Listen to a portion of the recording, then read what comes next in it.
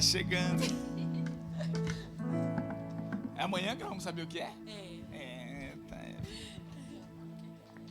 Amém. Queridos, pegue sua Bíblia nesse momento. Tem criança demais nessa igreja, né, gente? Vindo mais. Que bom. Eu fico feliz porque é sinal que quando eu morrer vai ter mais gente. Lógico que eu não vou morrer agora, mas que quando eu morrer já tem outra igreja aqui já, outra geração, melhor dizendo, que já vai pegar, já vai dar continuidade. É lindo isso aí, né? Essa sempre foi a ideia de Deus. Crescer e multiplicai. Amém? Os muçulmanos, irmãos, eles fazem em média de 8 filhos por família. 8 filhos por família. E os crentes fazem só um porque tem medo, né?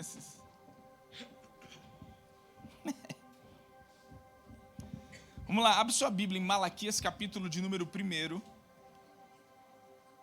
Malaquias, capítulo 1. Irmãos, há muito tempo atrás, muito tempo, eu falo alguns meses ou até um ano, não sei. Eu tenho no meu coração um desejo, e sempre buscando entender em Deus esse tempo, de ministrar essa palavra.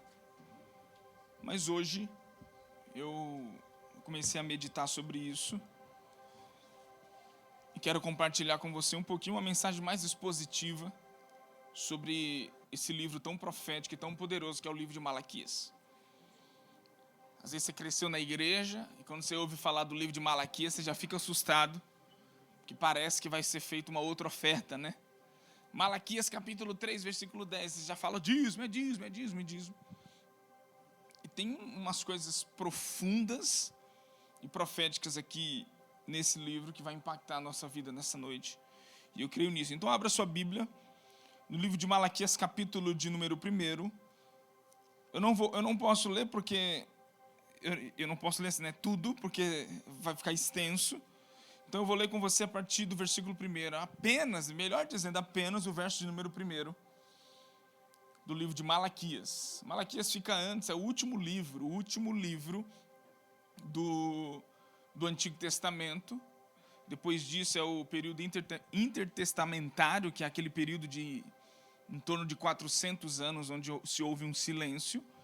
E começa, biblicamente, o livro, né, de Mateus, o último livro do Antigo Testamento. Então, obviamente, ele está antes de Mateus, se você pegar a sua Bíblia aí. Ok? Versículo de número 1. Toda a igreja, lê aqui comigo, aqui, ó. 1, 2, 3. Sentença pronunciada pelo Senhor contra Israel, por intermédio de Malaquias. Lê de novo. 1, 2, 3. Sentença Pronunciada pelo Senhor contra Israel, por intermédio de Malaquias. Obrigado, Jesus, pela tua palavra, que o Senhor nos dê clareza nessa noite, em nome de Jesus. Irmãos, esse livro já começa com uma pedrada dessa. A pedrada é que o profeta já começa dizendo que o que ele ouviu de Deus, que o que ele tinha que transmitir ao povo, era uma sentença, um veredito. O livro de Malaquias, embora ele tenha sido escrito há mais de 2000 anos, ou melhor, os acontecimentos há mais de 2000 anos atrás, esse livro carrega dentro dele alguns princípios espirituais muito atual para o nosso tempo. Muito atual. Você vai ficar impressionado. Bom, eu espero, né? Eu fiquei impressionado com isso. Com o que contém dentro dessa profecia, são coisas poderosas.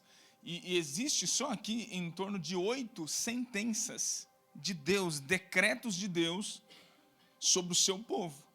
Por isso que o profeta, ele começa dizendo justamente isso, sentença pronunciada pelo Senhor. Aqui Malaquias, ele está recebendo uma mensagem que só o teor do primeiro versículo você já percebe que ela vai ser um confronto. Mas esse confronto, irmãos, era justamente confrontando a frieza espiritual. Se você pegar para trás um pouquinho o livro de Zacarias, o livro de Ageu, até um pouco do livro de Neemias, o livro de Esdras, você percebe que ali eles estão trabalhando em prol de uma reconstrução. Aqui no livro de Malaquias, o templo já tinha sido construído, o povo já tinha voltado a cultuar a Deus, a fazer aquilo que eles costumavam fazer. Aqui já não era mais uma reconstrução física de um templo. A reconstrução física de um templo, ela aconteceu nos períodos de Ageu. A reconstrução dos muros que cercavam Jerusalém aconteceu no período de Neemias, que você conhece muito bem essas passagens. Você consegue conectar Zacarias, Ageu, Neemias, Esdras, você consegue conectar esses livros de uma forma poderosa. Mas só que quando você vai para o livro de Malaquias, você percebe que aqui não era falta de templo. Embora no livro de Ageu ele estava dizendo assim, vamos lá, vamos construir o templo. Aqui no livro de Malaquias não está falando de uma construção física, de algo que eles precisavam fazer. Mas se percebe que o maior confronto e a sentença de Deus nesse momento contra o seu povo, nada mais era por causa de uma frieza espiritual. Porque do capítulo 1 até o capítulo 4, que são 4 capítulos desse livro, você vai perceber que eles tinham um culto, tinha oferta, tinha adoração, eles prestavam holocaustos, eles prestavam culto a Deus. Mas só que começa a se perceber que a motivação, que a intenção do coração do povo estava sendo corrompida, embora eles estivessem fazendo algo. Eles estavam fazendo. Mas só que aqui, eles estavam fazendo sem amor, sem fé, sem prazer. E Deus percebeu que essa não era a maneira de lidar com ele. Deus se sentia extremamente desonrado pelo povo, pela nação, que dentre todas as outras nações, ele disse, você é a minha propriedade peculiar. Ou seja, Israel era extremamente privilegiada. Olha isso, gente. Privilegiada por ser uma nação que Deus escolheu no meio de muitas outras nações. A ponto de muitas declarações você ouvir nas escrituras, Deus dizendo, Israel, você é o meu povo, a menina dos meus olhos, um povo que eu amo, uma propriedade peculiar. Só que agora nesse momento você vê Deus agora declarando uma sentença contra Israel. É um tribunal aqui. É um tribunal. E já tem um veredito final. É uma sentença declarada ao seu povo. Só que esse irmão, eu falo para você, eu não gostaria de estar na pele de Malaquias, não. Eu não gostaria. Porque a Bíblia fala que é uma sentença de Deus contra Israel por intermédio de um profeta, de um homem. Por intermédio do profeta Malaquias. Deus entregou algo para esse homem que não era leve e que não era fácil de falar. Perceba que Deus entregou algo para esse homem que não seria fácil para os seus ouvintes ouvir o que ele tinha para falar. A mensagem era uma sentença, era pesada a mensagem. Era pesadíssimo o que aquele profeta tinha para dizer. Os seus ouvintes não teriam os seus egos amaciados ou bajulados. Os seus ouvintes receberiam uma sentença, um veredito sobre a condição espiritual deles.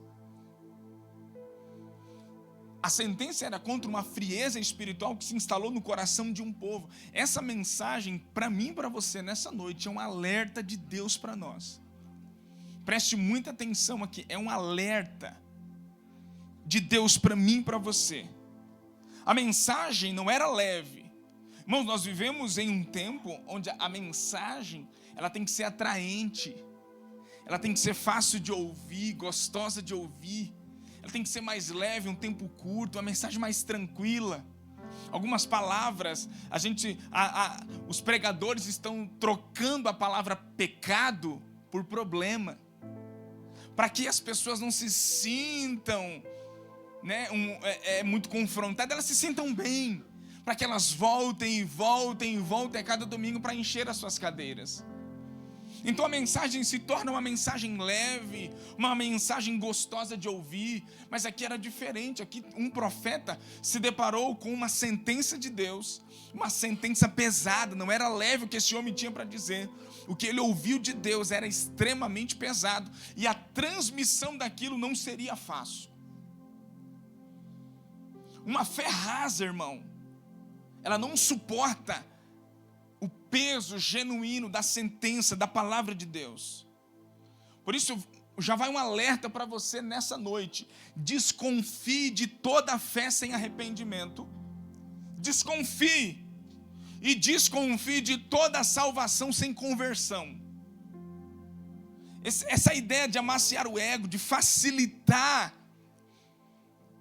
o entendimento das Escrituras para que as pessoas não se sintam incomodadas e vá embora da igreja, não é o lema das Escrituras de nenhuma forma.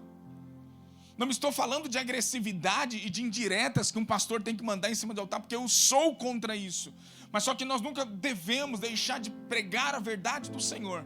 Mas existem inúmeras formas de você pronunciar uma verdade. Amém? Quantos estão entendendo? Por isso, nesse tempo, a mensagem que não é carregada de arrependimento, duvide dela. A proposta para o evangelho, que não requer de mim e de você um arrependimento, opa, calma aí, isso daí é o evangelho de Cristo. Olha o alerta para você, crente. Toda e qualquer mensagem que vem ao nosso encontro, se ela não tem fundamentos de arrependimento, se é um convite à salvação, tem um convite à conversão. Amém? As pessoas estão entrando em um lugar, olha o perigo dos nossos dias, onde elas não querem mais pensar, elas querem sentir. Eu prefiro ir numa igreja onde eu sinta Deus, do que numa igreja onde eu conheça Deus. O conhecimento te faz pensar, te traz maturidade, e não te torna escravo. Agora, muitas pessoas, elas estão se tornando escravas do sentimento. E ela vem para a igreja, ela vai fazer alguma coisa, ela tem que sentir. Para ela sentir, para ela dizer que ela tem a aprovação de Deus. E isso está trazendo um retardamento espiritual sobre os crentes. Terrível! Crentes que não amadurecem, que não crescem, que não desenvolvem na presença de Deus. Está em busca de entretenimento e não em busca de conhecimento. O conhecimento é libertador. A mensagem de confronto do pecado é a mensagem que gera arrependimento. E essa mensagem está sendo substituída pela mensagem suave e pela mensagem que funciona, que faz com que as coisas girem em torno daquele ambiente. Para Malaquias não seria fácil anunciar essa mensagem. Eu tenho certeza, irmão, que o coração de Malaquias, quando ele ouviu essa sentença de Deus, o coração dele tremia. Porque era uma mensagem pesada. Era tão pesada que existe um profeta na Bíblia que também passou por isso. O livro de Jeremias, capítulo 4, versículo 19, o profeta Jeremias fala assim: ah, meu coração, eu me contorço de dores. Ah, ó, as paredes do meu coração se agita, eu não posso calar-me. Jeremias, o que ele ouviu de Deus era tão pesado, era um peso de uma sentença também tão pesada, que ele diz: eu não consigo mais segurar isso dentro de mim, as paredes do meu coração parece que vai se romper. E ele chega a dizer: eu me contorço de dores, porque a mensagem era pesadíssima. Temos DCC essa semana, né? Então, pega isso, que vai ser bom. Estuda isso. E quando Malaquias começa a pronunciar essa sentença, a partir do versículo de número 6, é importante que você mantenha a sua Bíblia aberta e me acompanhe.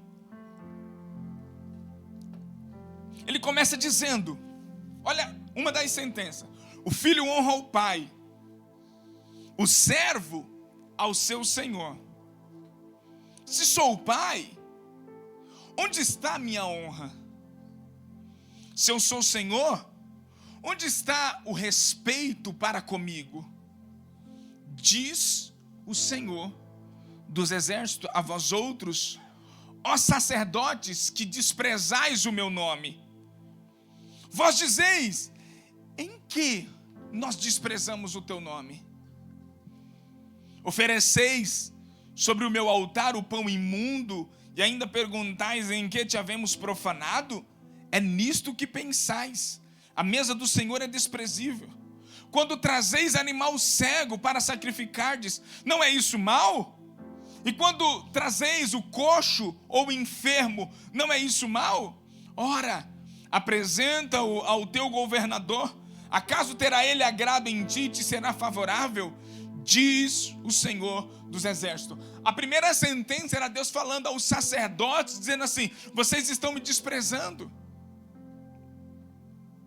A forma como eles ofereciam era um desprezo a Deus. A forma como eles se achegavam diante de Deus, a forma como eles tratavam o sacrifício, a entrega para Deus, talvez eles até pensavam que eles estavam agradando a Deus.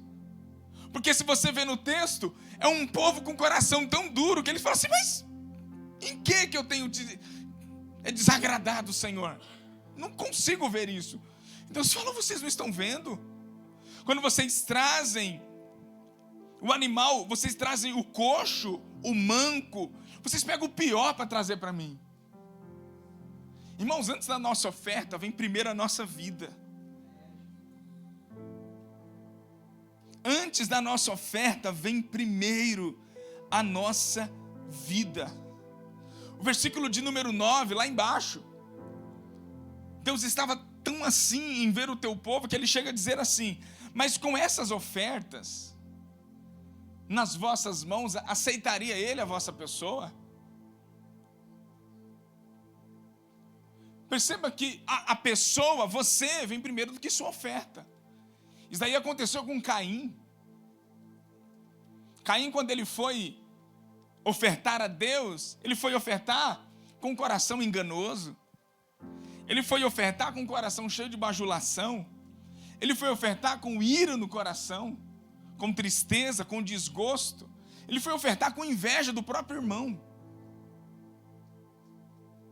Perceba como que Caim se movimentava. Por quê? Porque Caim não entendia que antes de Deus receber a oferta dele, Deus o recebia primeiro. Por isso que na Bíblia, o próprio Jesus ensinou no livro de Mateus, se você vai depositar uma oferta no gasofilácio, você se lembra que alguém tem algo contra você, ele fala assim: deixa a tua oferta de lado, vai lá, reconcilia-te com o teu irmão, e depois você vai e deposita a sua oferta no gasofilácio. Por que Jesus estava ensinando isso? Porque Jesus carregava esse princípio, que a oferta vem depois do ofertante. O ofertante está na frente. Primeiro Deus olha aqui para o Wellington, depois para aquilo que o Wellington oferece. Primeiro Deus olha as motivações do seu coração. Primeiro Deus olha para o teu coração, depois Ele olha para aquilo que você oferece. Perceba que Deus estava sendo completamente desonrado, porque eles traziam animais cegos. Embora, preste atenção, você sabe muito bem disso, naquele tempo, a oferta que o povo oferecia, ou era animais, ou então era fruto da terra, eles não tinham dólar. Tinha moeda da época também, que era um tipo de oferta. Mas grande parte era agricultores, pescadores, trabalhavam no campo, eram camponeses. Então o que eles traziam? Farinha, feijão, trigo, arroz, essas coisas. Qual que é a oferta que nós temos hoje? O nosso salário, certo? Embora eu esteja aqui trazendo explicações para você e falando de recursos, de dinheiro, perceba que nós não estamos falando propriamente nesse momento de dinheiro. Estamos falando de uma condição que estava no coração do povo. Eles desprezavam a mesa do Senhor. tudo que eles traziam para Deus era tão horrível, que Deus chega a dizer assim para eles: pega o que vocês estão fazendo para mim, pega isso, leva lá para o teu governador, para aquela autoridade lá, vê se ele vai te receber. Olha isso, eu vejo uma denúncia aqui, uma sentença sobre nós. Por que nós obedecemos mais os homens do que a Deus? Por que nós honramos mais as pessoas do que a Deus? Por que Deus fala assim: eu sou contigo, eu te amo, você é lindo, cheiroso, maravilhoso? E quando alguém olha para você e fala assim: nossa, mas como você não é nada. Aí você fala: o que foi? Deus disse que ama você, não é o suficiente? Não, mas o fulano. Por quê? Porque a gente não se importa com o que Deus fala. A gente quer ser visto pelos outros. Se Deus diz que me ama e que Ele tem o melhor para mim, você fala: amém, Senhor. Mas se alguém fala, qualquer pessoa, a pessoa que você nunca viu na sua vida, se ela mandar um recado: ó, diga lá para fulano que ele é feio, você fala: oh meu Deus. Você fica desesperado, porque às vezes pessoas falam mais alto no nosso coração do que a voz de Deus. Na verdade, nada mais é do que um senso de querer agradar todo mundo.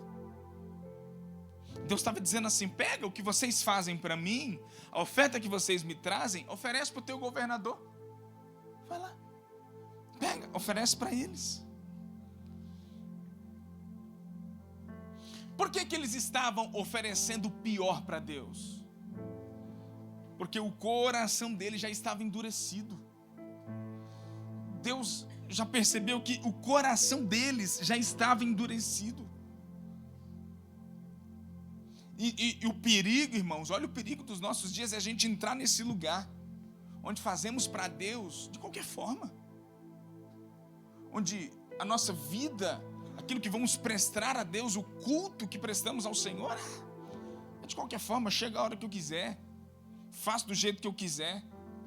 Uma extrema irreverência, com Deus. Por que quando nós fazemos para nós é bem feito, é bonito, é com qualidade? Dá um pouquinho de retorno para mim. A garganta secou aqui. Desculpa aí, Thaís. Gravando 40 minutos um vídeo, no final senão eu ia fazer assim, ia falhar.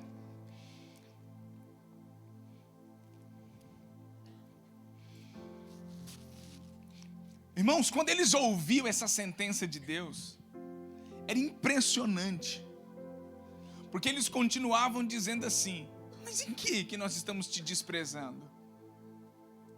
Eles não tinham senso, eles não mediam as intenções do coração, eles não mediam aquilo que eles faziam para Deus. É essa pergunta que mais expressa a decadência espiritual que aquele povo estava.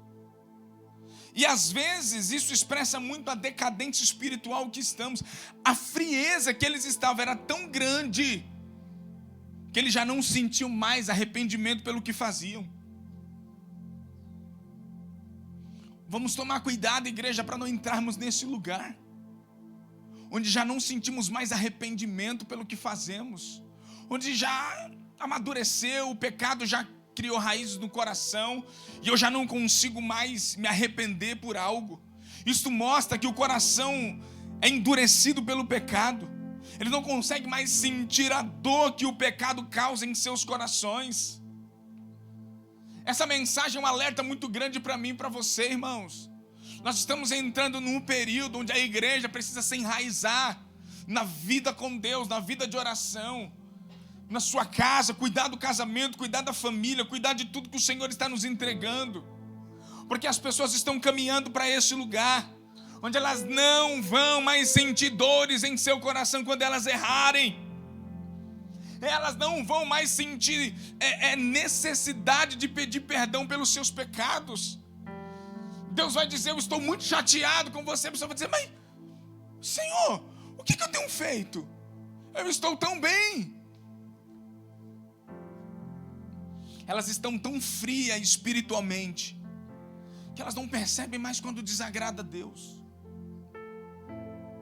Elas não conseguem mais perceber quando o Espírito Santo deixou de aquecer o coração.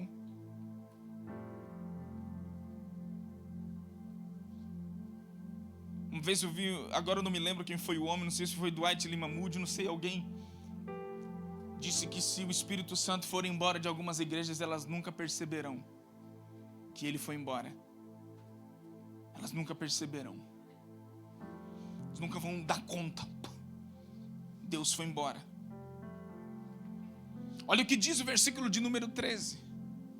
A frieza, ela traz canseira espiritual. Olha como o povo declarava: vocês dizem ainda, que canseira, e me desprezais, diz o Senhor dos Exércitos. Vós ofereceis o dilacerado, o coxo, o enfermo, assim fazeis a oferta. Aceitaria eu isso das vossas mãos? Irmãos, perceba, o povo, o que eles declaravam? Enfado, que canseira. Perceba, a evidência de uma frieza espiritual no coração de uma pessoa é quando o culto para ela se torna cansativo. É quando os louvores se tornam chatos. É quando a pregação não está mais agradável do jeito que eu gostaria que fosse. Não tem mais alegria de ir à igreja, de servir o corpo, de estar envolvida, de cultuar ao Senhor com alegria. Começa a procurar defeito, canseira. Começa a entrar em lugares de extremas desculpas.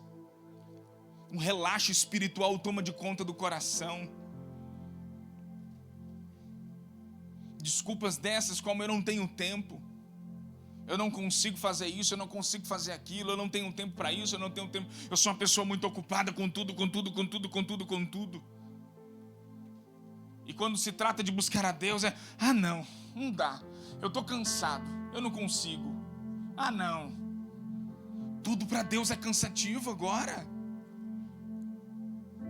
Tudo para Deus é cansativo. A igreja está na calçada de casa, 7 minutos de Uber, 10 minutos de Uber, 15 minutos de Uber, ou que fosse 40. Você vai para o Nordeste, é 30 km de distância para ir num culto, de motinha. Eu já passei por isso. Indo pregar num sítio onde não tinha televisão, onde não tinha câmera, onde não tinha nada. Não dá nada de uma borboleta voou dentro da minha boca, quase que eu a engoli. Besouro voando e você aqui desviando dele. 1h30, 1h40 de pregação. E ninguém cansado. Porque eles fazia tempo que não ouvia algo que fosse relevante para o coração deles. Olha por cima e fala assim: e aí, irmão? O que está acontecendo com a gente? E aí, homem que vai salvar a sua família? E aí, mulher que vai salvar a sua casa? Que essa preguiça maligna. O povo dizia a mesma coisa, que canseira. Coloca na versão NVT para mim, Maiara, por favor. Que canseira, meu Deus, como é cansativo ir para a igreja de domingo.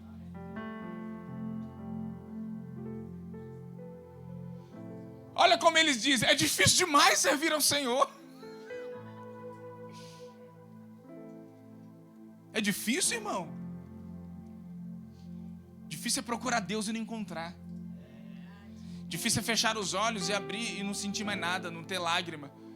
Difícil é não ter prazer de adorar, difícil é não ter vontade de orar. Difícil é sentir que não tem mais presença de Deus. Difícil é pecar contra o Senhor e parece que você não está conseguindo encontrar perdão. Isso é peso.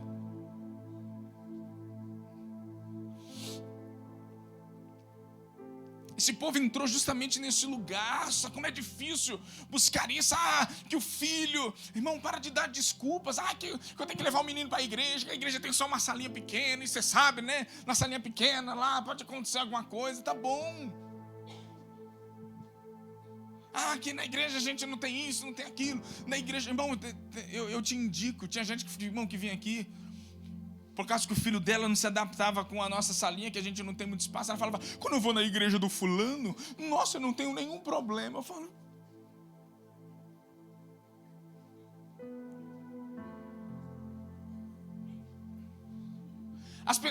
as pessoas acham que quando elas vêm para a igreja, elas estão fazendo um favor para mim.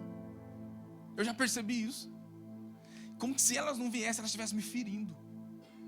Como que se elas não viessem, eu ia ficar triste, depressivo. E às vezes quando você manda uma mensagem perguntando, fulano, por favor, o que aconteceu? Acha que é cobrança, não é cobrança, era para ser cuidado. Mas como você não tem um coração naquela casa, você se sente cobrado. Uma vez eu mandei mensagem para uma pessoa, fulano, faz tempo que você não vem na igreja, o que está acontecendo? Você precisa de alguma coisa? Não, pastor, pode ficar tranquilo que eu não estou indo em igreja nenhuma não. Eu falei, não, mas calma aí, você não me entendeu. Se você dissesse para mim que estava indo em uma igreja, eu ficaria mais feliz. Mas você está perambulando, igual Satanás. Jesus falou assim, Deus falou assim, Satanás, de onde você vem? Por aí, passeando, andando. Satanás anda perdido, os filhos de Deus não, irmão. Mas volta pra cá, você não sabe o que te espera aqui hoje. É só, vou até beber água. A sentença, quando o profeta solta a sentença, ele fica leve, ele dorme à noite. Quem não dorme é quem ouviu a sentença. Agora perceba, onde nós estamos entrando? Nós estamos literalmente desprezando Deus. Nós estamos literalmente desprezando Deus, desprezando a igreja, desprezando as pessoas. Nós não sabemos viver em comunhão. Quando eu entro nesse lugar de extrema canseira, porque a frieza espiritual me gera canseira no meu espírito, eu não tenho prazer de nada, irmãos. Nós fizemos aqui, nós viemos para a igreja sexta-feira, sábado, domingo, segunda, terça e quarta. Fisicamente eu estava exausto. Todas as vezes que eu chegava aqui, às 8 horas eu estava exausto. Mas quando eu começava a orar, acabou. Nossa, dormia bonito. Sabe o que era isso? É cansaço físico, é claro, preciso descansar. Preciso fazer coisas que são saudáveis para cultivar o meu casamento, o meu relacionamento, o convívio com a igreja. Eu não estou falando que você tem que viver a vida inteira aqui. Toma na igreja, toma na igreja, toma na igreja, toma na igreja. Pelo amor de Deus. Nós não somos assim. Nós não somos assim. Mas só que eu percebo que esse cansaço que eu sentia fisicamente, ele era sucumbido pelo desejo de buscar a Deus. E aquilo nada mais era do que uma expressão, a minha mentalidade, a minha consciência fria, tentando dizer para o meu corpo, você está cansado, você não vai dar certo, você não vai conseguir. Mas de repente o meu espírito dava uma outra resposta. Por quê? Porque essa é a vontade de Deus. A gente não vai entrar aqui e fazer uma competição. Não, pastor, mas eu acordo tal horário, eu chego tal horário, o outro, não, calma aí, eu faço mais do que você. Não, eu acordo às 5. O outro fala, não, eu acordo às 4. O outro chega mais perturbado ainda. Não, eu nem durmo. Ah, então você está perturbado. Você precisa se converter.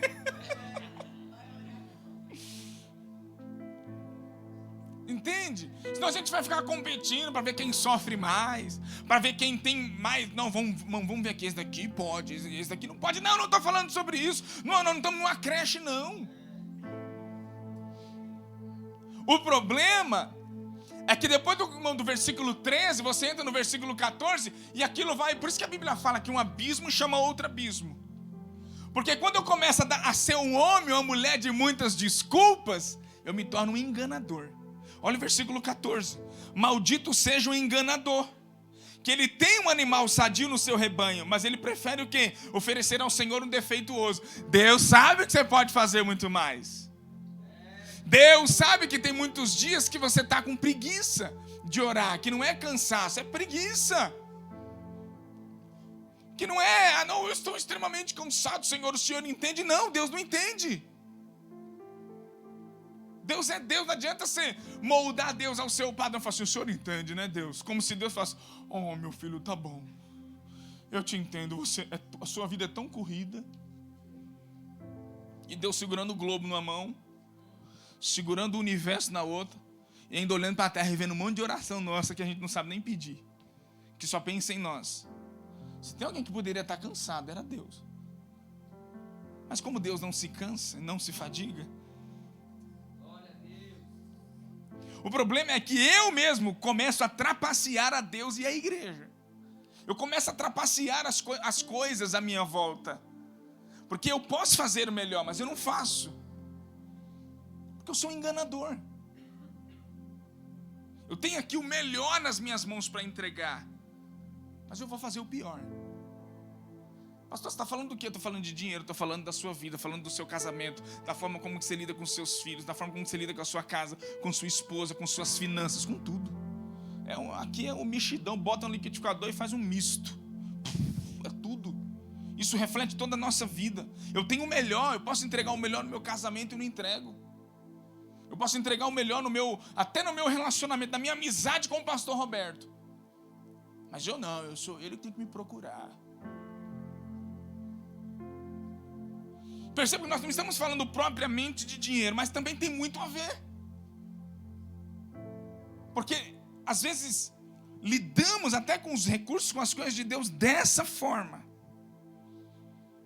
E a primeira sentença é Deus dizendo isso: vocês estão me desprezando, eu não sou pai. Ou então eu só sou pai na hora de pedir. Senhor, me dá. Aí eu sou pai, mas se eu sou pai, cadê a minha honra? Vocês estão me desprezando. Ao tempo que o capítulo 1, ele traz uma sentença ao povo, como o povo lidava, como os sacerdotes e o povo lidava com a oferta. No capítulo 2, ele direciona, agora ele vai bater bonito, ele direciona agora a sua sentença para os sacerdotes. O versículo 7 ao versículo 9, ele fala assim: porque os lábios do sacerdote devem guardar o conhecimento, de sua boca devem os homens procurar a instrução, porque ele é mensageiro do Senhor dos Exércitos. Mas vós vos tendes desviado do caminho, e por causa da sua instrução tem feito com que muitos tropecem. Violam a aliança de Levi, diz o Senhor dos Exércitos. Por isso também eu vos fiz desprezíveis e indignos diante de mim e todo o povo, visto que não guardaste os meus caminhos e vos mostrastes parciais na aplicação da lei. Aqui a sentença agora é para os sacerdotes. É pesado aqui. É pesado.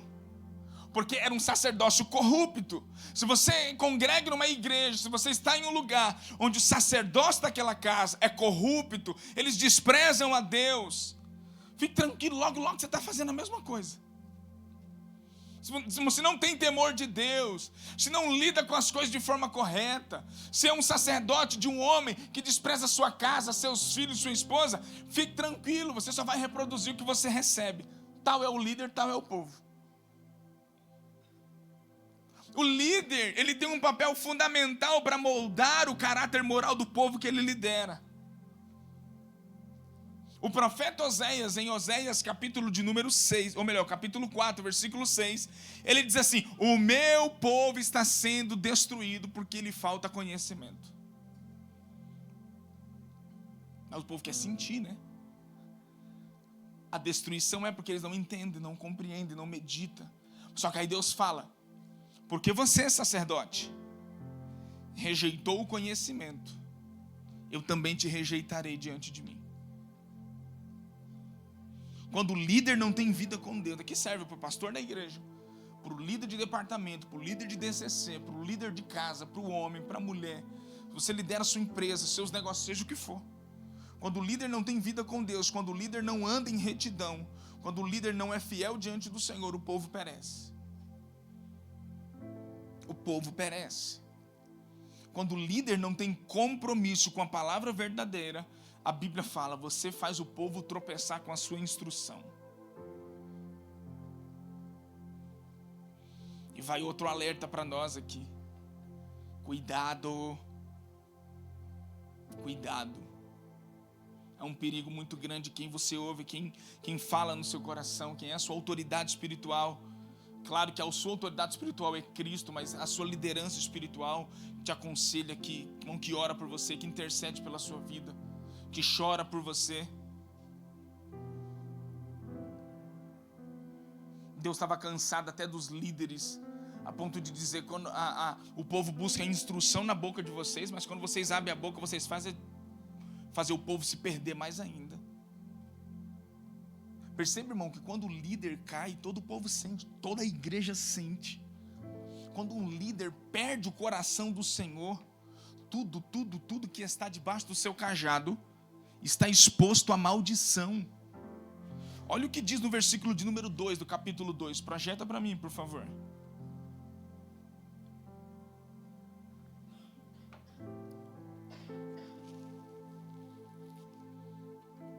Escutem-me, Deus falando para os sacerdotes, e decida honrar o meu nome, diz o Senhor dos Exércitos. Pois do contrário, se vocês não fizerem isso, enviarei maldição sobre vocês. Amaldiçoarei até mesmo as bênçãos que receberem. Na verdade, já as amaldiçoei, pois vocês não levaram a sério a minha advertência. Olha como Deus estava tratando o povo. O líder perdeu o coração, o povo entra debaixo de uma palavra de maldição dessa. O povo entra debaixo, o povo anda em risco, a casa anda em risco. Por quê? Porque você que alimenta a casa. Você homem, você líder, você mulher, que exerce uma autoridade em algum ambiente, em algum lugar, que gera o alimento da tua casa, você pode estar gerando um alimento podre, está envenenando a sua casa. Um líder, um pastor, que ele não ama as escrituras, que ele não é leal à palavra de Deus, ele pode dar veneno para as suas ovelhas.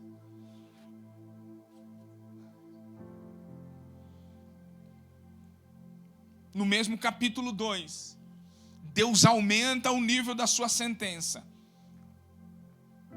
E no versículo de número 16, Deus pega pesadíssimo. Versículo 12, versículo 16, na verdade do 10 até o 16, Deus agora traz uma sentença sobre a infidelidade conjugal.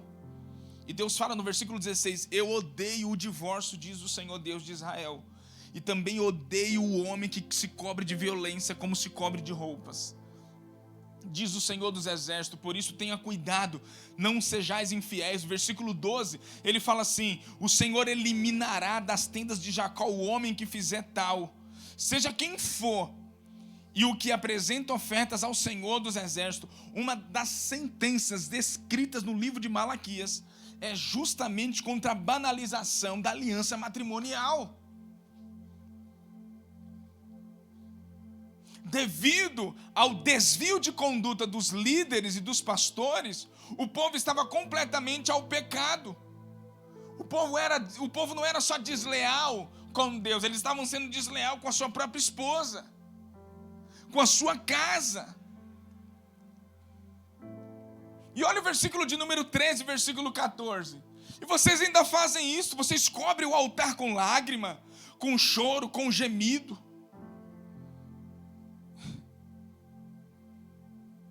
E pergunta: por que, Senhor? Por que tudo isso está acontecendo? Ah, mas vocês vêm diante de mim com lágrima, com gemido, como se, nossa, não tivesse acontecido nada. Aí o Senhor fala: porque eu fui testemunha da aliança entre ti e a mulher da tua mocidade, a qual tu fostes desleal, sendo ela tua companheira e a mulher da tua aliança. O Deus estava dando uma sentença, um veredito aqui. Deus fala: eu odeio o divórcio. Pastor, mas a Bíblia não fala que Deus permitiu o divórcio. Deus permitiu, mas Deus não ordenou. O que Deus ordenou foi o casamento. O divórcio Deus permitiu por causa da dureza do coração do homem. Sabe por quê? Uma das condições que Deus deu carta de divórcio: muitas mulheres estavam sendo abusadas, espancadas pelos seus homens, pelos seus maridos, pelo homem. E Deus viu que aqueles homens iam destruir, ia matar aquelas mulheres. Por isso, quando rogaram a Deus, ele permitiu, mas ele não ordenou. Por isso que as condições para um divórcio, elas são mínimas. Mínimas. Morte, imoralidade sexual, que tem a ver com traição, abandono, são mínimas. Porque Deus falou que Deus uniu, o homem não pode separar. Mas só que a Bíblia também fala que Deus odeia o homem que se cobre de violência. Ou o homem ou a mulher, seja quem for, que cobre o seu casamento com abusos, sejam eles emocionais, ou sejam eles físicos, com autoritarismo, com sentenças terríveis sobre os filhos, sobre a casa. Isso é terrível. Deus odeia isso. É uma das sentenças do livro. Deus odeia o homem que trai sua esposa, a mulher que trai o seu marido. Deus odeia o homem que bate na sua mulher, que a oprime financeiramente, emocionalmente, que não cuida dela. Deus odeia isso. Você, homem jovem que está aqui, que você vai casar, não seja um pilantra que encosta na sua mulher, que faz coisas terríveis com a sua mulher. Deus ama o homem que cuida da sua esposa como a menina dos seus olhos. É a sua princesa, é a sua rainha. Amém? Deus ama um homem de Deus que cuida da sua casa. E Deus ama uma mulher de Deus que cuida do seu marido, que é honrada. Por isso Deus, irmão, Deus abomina. Deus fala: eu odeio o divórcio de toda e qualquer condição. Mas a gente sabe que em algumas condições há riscos de mortes, de estupros, de coisas terríveis.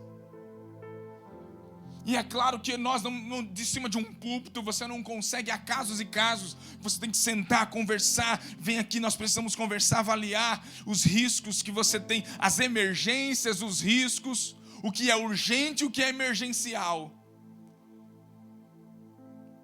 Quantos estão me entendendo? Irmão, você vai na internet, o pastor coloca lá uma enquete falando sobre divórcio. Você vê um monte de irmãzinha nos comentários. Ah, então quer dizer que eu posso. Por quê? Porque é o que ela mais quer. Às vezes, ela casou com um cara, o cara cresceu a barriga, perdeu um dente, ficou zarolho no decorrer da situação.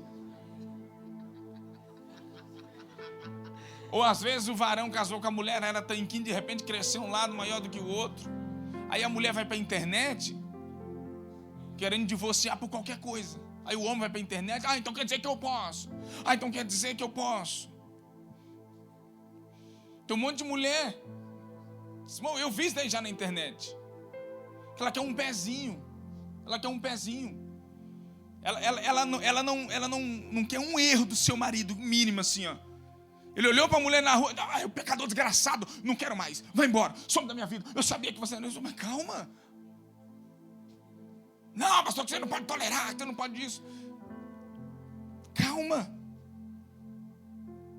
Talvez, inicialmente, o caminho mais fácil seja o divórcio. Mas segundo alguns estudiosos que eu estava lendo hoje, o divórcio é uma das maiores destruições de uma família. Uma das maiores destruições de uma família. O filho que presenciou um divórcio, para ele ser alguém mentalmente saudável quando adulto, é debaixo de muitas batalhas e lutas. Não é fácil. Não é, gente, não é. Não, mas eu conheço fulano. Ah, tem algumas exceções. Mas grande parte vive grandes desafios emocionais, conjugais, principalmente no casamento, quando se casa. É um assunto polêmico, um assunto duro de se falar, mas sou pastor. E estou com a Bíblia aberta. Se eu tivesse com a Bíblia fechada, você poderia até falar: epa, mas estou com a Bíblia aberta diante de você. Mostrei para você, pedi para você ficar aberto aí com o livro, mostrei para você o endereço que nós estamos lendo. E nós não podemos se tornar esse charlatão. Amém? Posso continuar? Me deu um calor. Só não vou tirar daqui porque eu estou com uma regata. Se você se escandaliza, eu estou com calor, gente, não é possível. Posso, amor? Vocês se importam? Eu estou com uma regata aqui por baixo. Quando eu tinha... Essa regata tem bem uns 15 anos atrás, sabe? Aquela que ela já está aqui, ó.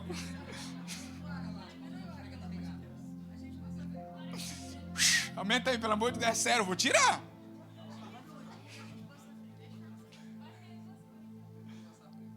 E aqui é branco, aqui é um pouco rosa e aqui é mais... Agora abra no capítulo 3, me acompanhe, porque eu estou indo para o final e eu quero finalizar, que meu tempo já acabou. Vocês preferem frio, né?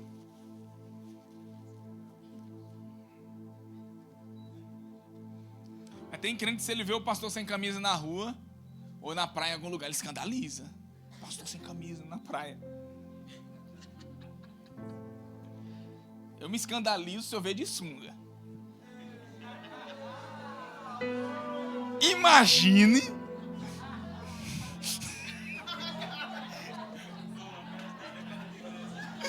pastor Edson, assim, pelo amor de Deus, pastor, não fala isso. Pastor Edson na praia aqui, ele é a pastora Priscila.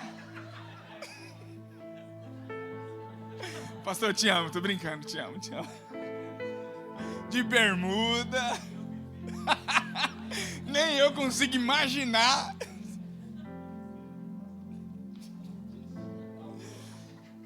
Da suadeira. Versículo 6 e versículo 7. Volta aqui para a palavra para a gente finalizar. Outra sentença que Deus ele traz. A partir do versículo 6, ele começa algo que eu achei incrível quando eu estava lendo. Ele fala assim: porque eu, o Senhor, não mudo. E por isso que vocês não são consumidos. É forte isso. Porque a gente muda.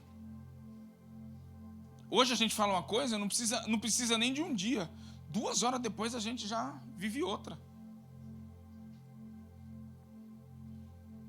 Mas aqui nós vemos um Deus que é extremamente misericordioso. Porque ele fala assim: desde os dias de vossos pais, vocês se desviaram dos meus estatutos e não os guardou. Desde os dias dos vossos pais. Olha a paciência de Deus, faz tempo, hein? Faz tempo que vocês estão nessa caminhada e eu já estou alertando. Olha a paciência de Deus. Às vezes a gente não tem paciência com os mais fracos à nossa volta, né? Às vezes eu também não tenho paciência. Mas o Espírito Santo falou: você tem que ter paciência. Deus é um Deus paciente, porque Deus fala assim: eu não mudo. A imutabilidade de Deus, ela não se altera com a nossa inconstância. A gente fala para Deus hoje uma coisa, amanhã a gente faz outra. Eu não é, só eu. E Deus está dizendo: eu não mudo. Aí Deus fala: porque se eu mudasse, ou o contrário, se eu mudasse, vocês estariam fulminados. Se eu mudasse. Por isso, irmão, Deus não nos trata consoante as nossas fraquezas e pecados. Você pode dar um glória a Deus por isso?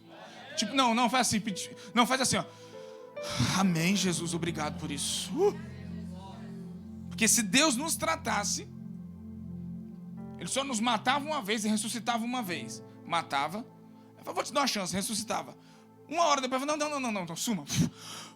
Morre de novo.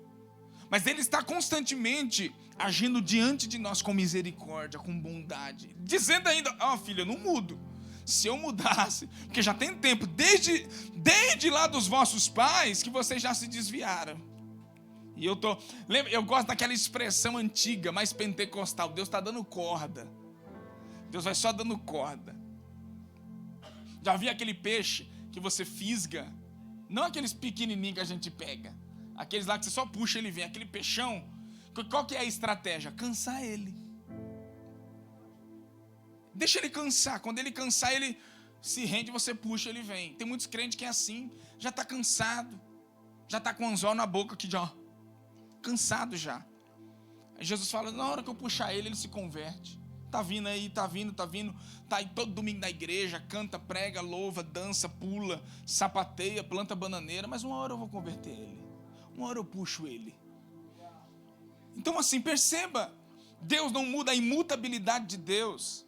E o desejo de Deus é: volte-se para mim. Olha o que ele diz o Senhor dos Exércitos: tornai-vos para mim e eu me tornarei. Deus está pedindo para o povo: volte para mim. O pedido de Deus era que o seu povo voltasse para Ele de todo o coração. Deus está nos chamando ao arrependimento. Deus está nos chamando para Ele.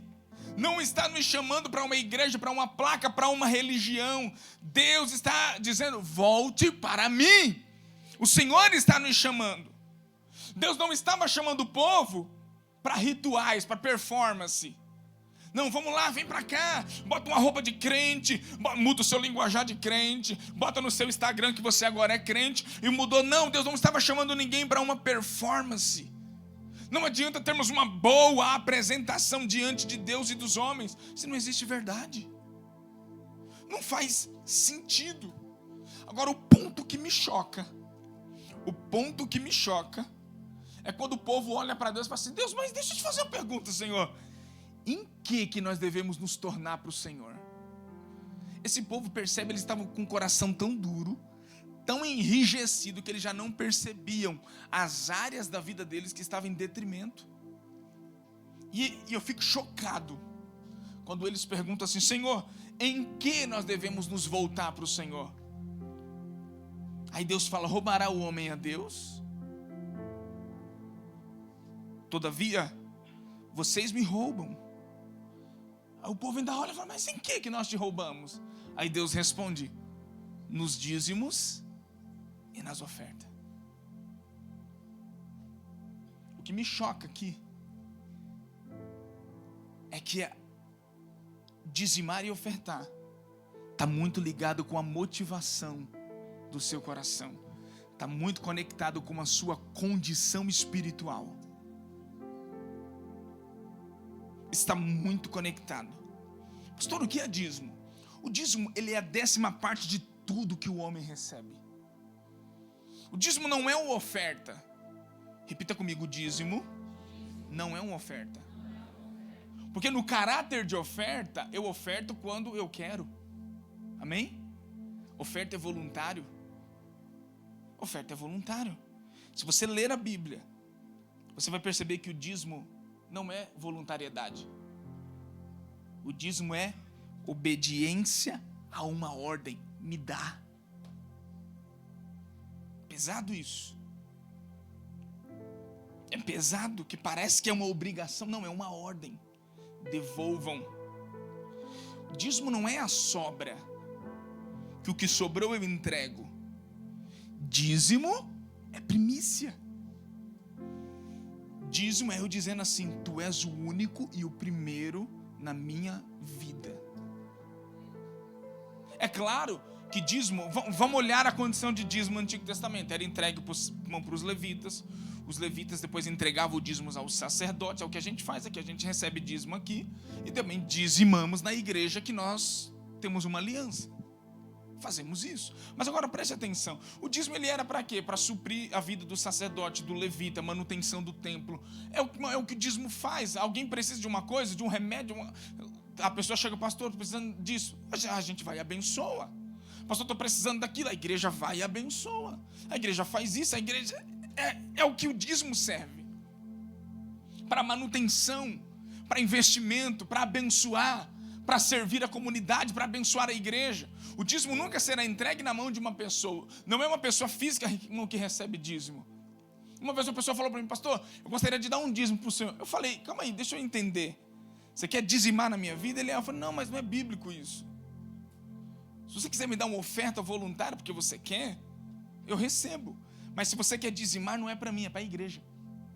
Dízimo não é numa pessoa, dízimo é no corpo. Entende? Dízimo é o corpo. O corpo desfruta disso. Segura aí, varão. Caiu, bateu a cabeça, hein? Violão.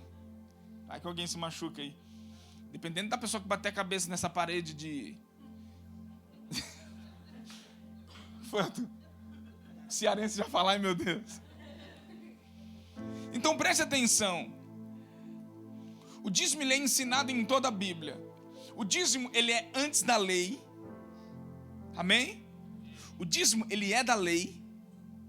O dízimo, ele é depois da lei. Então quando alguém fala assim para você: pastor, não dou dízimo porque o dízimo, ele é da lei. Você fala: é verdade. Aí você ajuda ele a entender. A Bíblia fala assim: mas também é antes da lei. Porque a Bíblia fala que Abraão deu dízimo a Melquisedeque. Quando? Sem que ninguém pedisse, antes da lei. E a loucura, quando você pega o dízimo que Abraão deu para Melquisedeque, e você vai para o livro de Hebreus, capítulo 7, para saber quem era Melquisedeque, aí que você se converte. Porque a Bíblia fala que Melquisedeque não tinha genealogia, ou seja, Melquisedeque, ninguém sabia de onde aquele homem veio, quem era pai e quem era mãe de Melquisedeque, ou seja, ele não tinha. Melquisedeque era uma tipificação, ou, para você entender, uma representação de quem? De Jesus. O incrível é que quando Abraão, isso me arrepiou agora, só em pensar, quando Abraão entregou o dízimo para Melquisedeque, a Bíblia diz que Levi, que ainda estava nos lombos de Abraão, ou seja, que viria depois de anos, já tinha dizimado junto com Abraão. Por quê? Dízimo é geracional. Um homem que dizima, ele protege sua esposa, seus filhos, sua casa, sua família. Você, mulher, quando você quer casar com um homem, primeira coisa, veja, pergunta para ele: você trabalha? Trabalho. Você honra seus pais que você mora em casa? Honra. E você honra a igreja que você serve? Honra. Então tá bom, então você é um homem que eu posso casar. Porque se você não consegue tirar 10% para honrar a igreja, você nunca vai nem pagar uma chapinha para mim. Foi boa essa daí, não foi, amor? Essa daí foi boa, gostei dessa. Pastor, você está exagerado? Exagerado? Que é chão de fábrica de igreja, irmão. Gostou dessa, Antônio? Que é chão de fábrica de igreja, você vê. A quebra de uma aliança na devolução dos dízimos era uma expressão da rebeldia do coração do povo. Deus fala assim: volte-se para mim. Mas, Senhor, como? De que forma eu tenho que me voltar para o Senhor? Aí Deus fala: roubará o homem a Deus. Eles falam: mas em quê? Nós estamos te roubando em quê? Deus fala: nos dízimos e nas ofertas. O povo, a condição como eles estavam lidando com os recursos, expressava a condição espiritual do coração deles. Irmão, muitas vezes o bolso revela o coração. Perceba, quando uma pessoa se afasta da igreja, sabe qual é a primeira coisa que ela para de fazer? Pergunte: o que, pastor? Dizimar. Ela para na hora. A primeira coisa, quando uma pessoa se afasta, a primeira coisa que ela faz é parar de dizimar. Agora me pergunta: pastor, o que uma pessoa faz quando ela volta para a igreja? A primeira coisa que a pessoa faz quando ela sente aquele arrependimento é: pastor, como que eu faço para dizimar? Irmãos, o que eu estou falando para você é o que eu vivo aqui, chão de igreja. Eu percebi isso. Eu já vivenciei o que eu estou falando para você. Não ouvi, não li no livro, não. Foi o que eu já vivenciei. A pessoa, primeira coisa, quando ela se desvia, ela não dá dízimo, ela para. Mas a primeira coisa, quando uma pessoa volta para a igreja, que ela volta quebrantada, a primeira coisa que ela faz, ela volta a dizimar. Eu quero falar uma coisa para você. O que eu estou falando para você é bíblico, é espiritual e pode transformar a sua vida. Porque é um retorno de arrependimento para o Senhor. Irmão, por favor, não me interprete como se eu estivesse fazendo algo para te estimular a fazer alguma coisa. Por favor, não é sobre isso. Mas é sobre como nós estamos lidando com aquilo que pertence a Deus. Nós estamos desprezando Deus em tudo que estamos fazendo. Nós precisamos nos voltar para Ele. Nós precisamos nos voltar.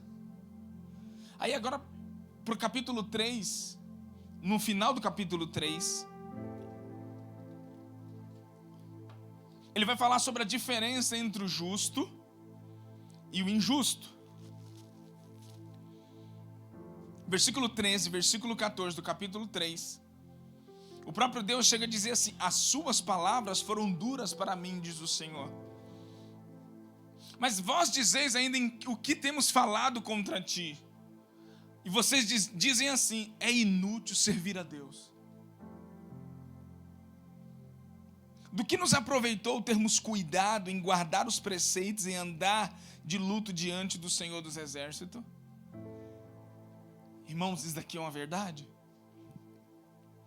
Muitas pessoas chegam nesse lugar, nessa condição espiritual, a dizer assim: para que eu vou dizimar? Para que eu vou orar? Para que eu vou ser fiel?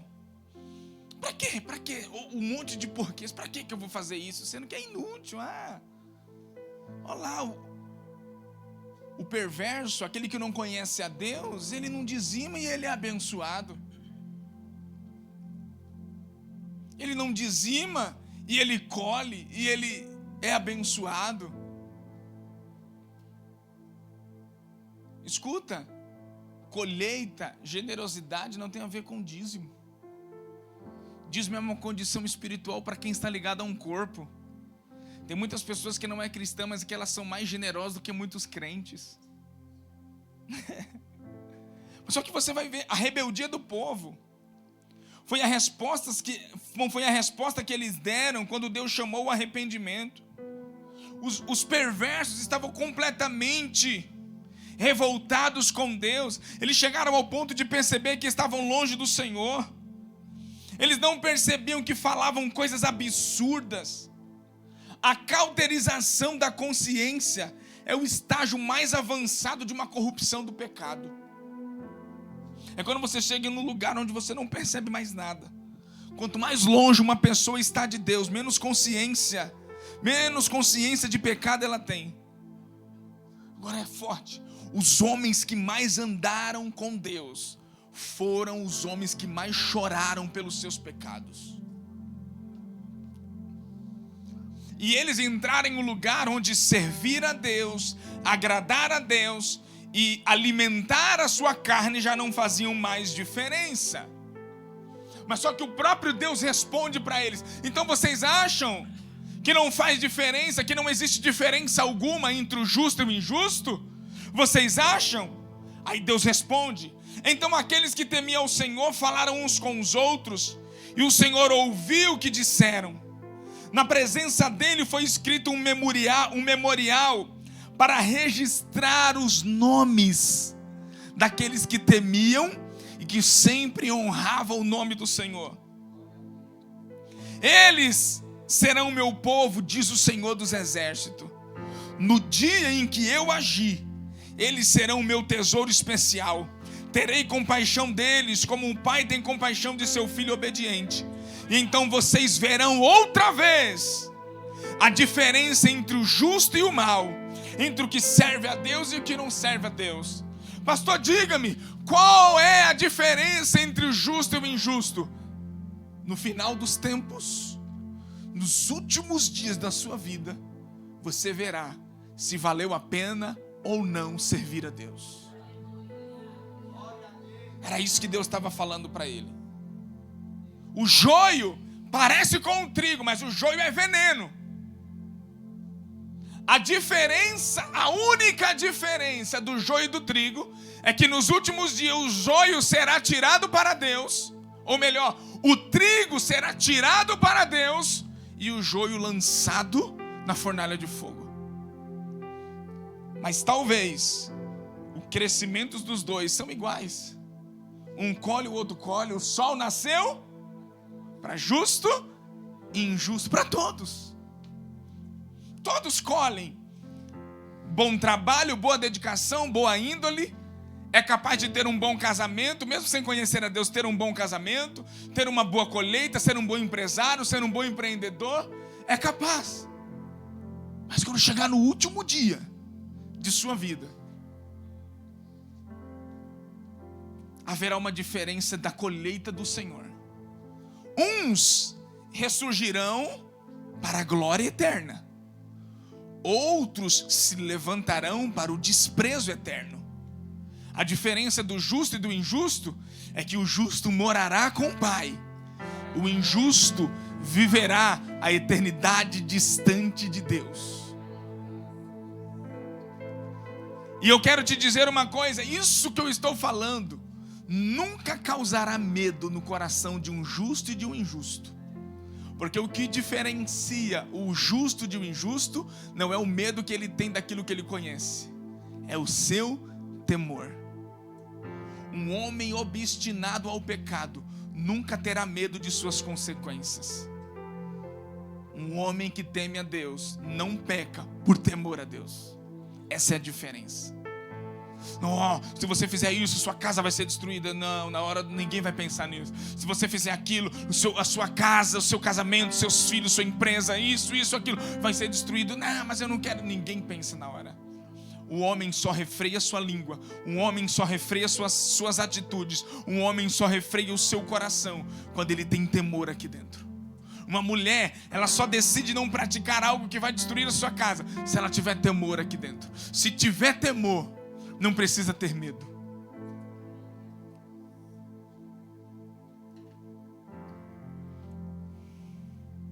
E eu termino lendo o capítulo 4. Assim diz o Senhor dos Exércitos: o dia do julgamento se aproxima e arde como uma fornalha.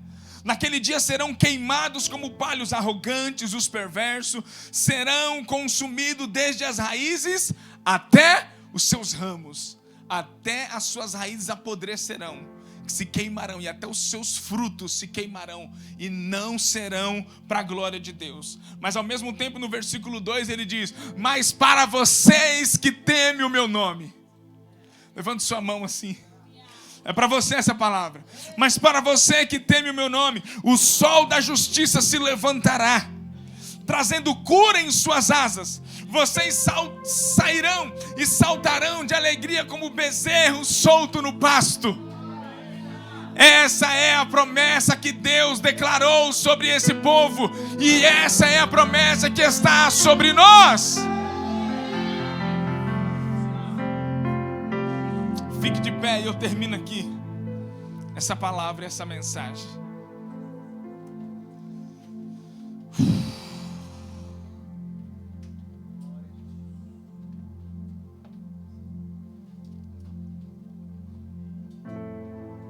Aleluia. Eu quero orar com você nesse momento.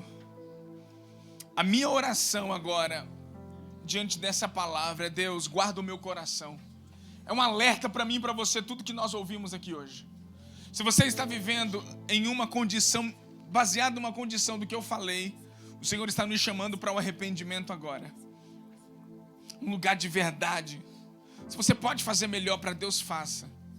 Pare de dar desculpas. Pare de achar que você vai convencer Deus tentando manipular e enganá-lo. Pare de achar que Deus vai se render às nossas desculpas esfarrapadas. Vamos render o nosso coração a Deus nesse momento. Vamos adorá-lo, vamos buscá-lo, vamos viver aquilo que Ele tem para nós. Vamos desfrutar de sua presença, vamos abraçar a sua presença. Vamos adorar o Senhor com muita alegria. Se você quiser orar aqui no altar, fique à vontade. O altar vai estar disponível. Se você quiser nesse momento derramar seu coração, fique à vontade. Vamos buscar o Senhor.